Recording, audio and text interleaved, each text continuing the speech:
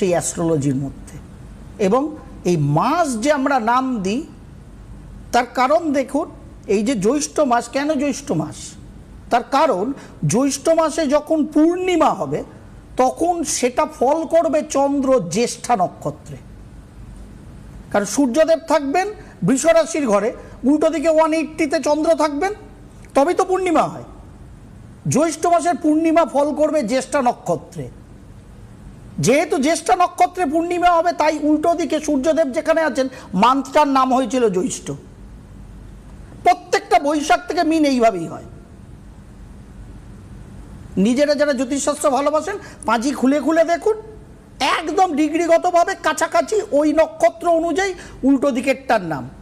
আষাঢ় যখনই হবে পূর্বাষাঢ়া উত্তরষাঢ়ার কনজাংশনে হবে আষাঢ় মাসের পূর্ণিমা, তাই তার নাম আষাঢ়। শ্রাবণ যেহেতু শ্রবণা নক্ষত্রে পূর্ণিমা হবে, তার উল্টো দিকে রবি বসে আছেন, তার নাম শ্রাবণ। বিজ্ঞান এখানে আছে।